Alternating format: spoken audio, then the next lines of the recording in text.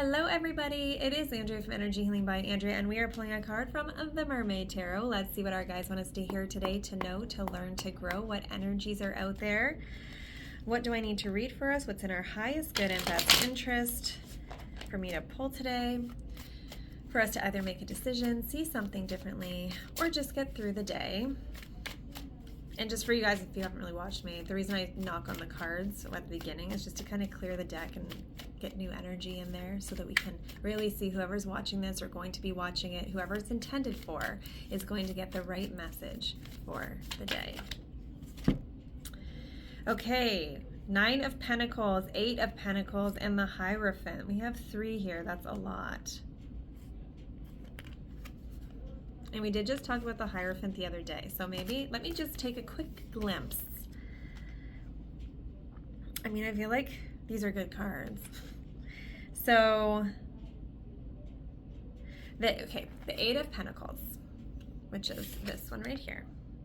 Have you ever wondered how different the world would look if we all knew there was enough to go around and that we would all be taken care of by our community? This is one thing the Fae and Merfolk know. Everyone has a gift and plays a special part in their world, and no one will ever go without. Here in the 8 of Pentacles, the smallest and tallest line up to offer what they have in order to receive their fair share.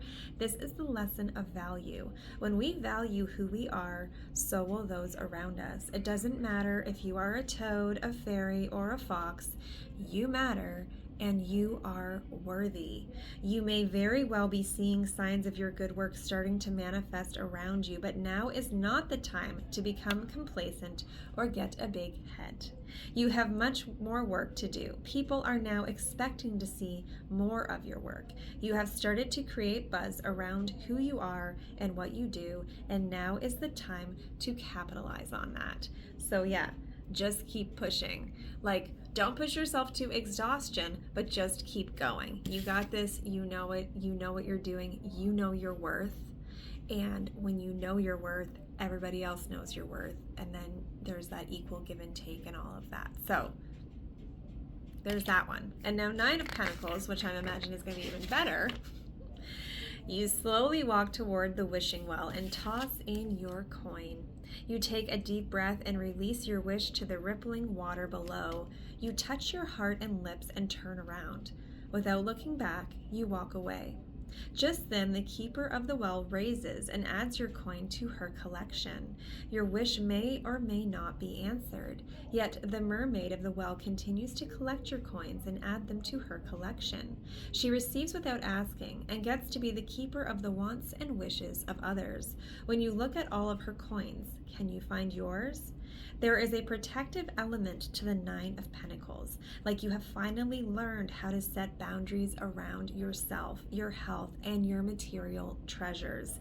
Just as the mermaid keeps the coins and secrets of the well protected, there is nothing wrong with protecting what you have worked so hard to create, especially if you intend to keep enjoying your good fortune for a long time to come.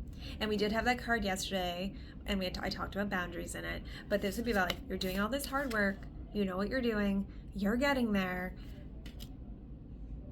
don't give it away.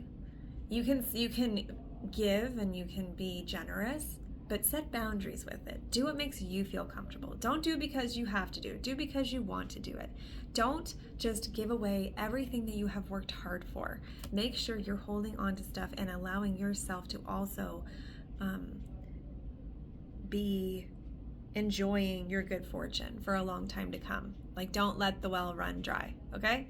And then the Hierophant, which I did just talk about the other day, but I think these are all connected in regards to just it being our story. Like, we're creating this life for ourselves. We're doing all of the things, taking all of the steps. And the Hierophant talks about, can you imagine a world with no recorded history? Nothing to tell us anything at all about how the world we live in has been shaped, molded, and grown. So, like, your story matters. Everything that you have gone through, all the steps that you have taken to reach these points now of success and fortune, it's because of all the work you put in. That's your story. So your story is important, and it's good to have it Noted. So history is important. Like it or not, you are a product of your history and your ancestral history all rolled up into one.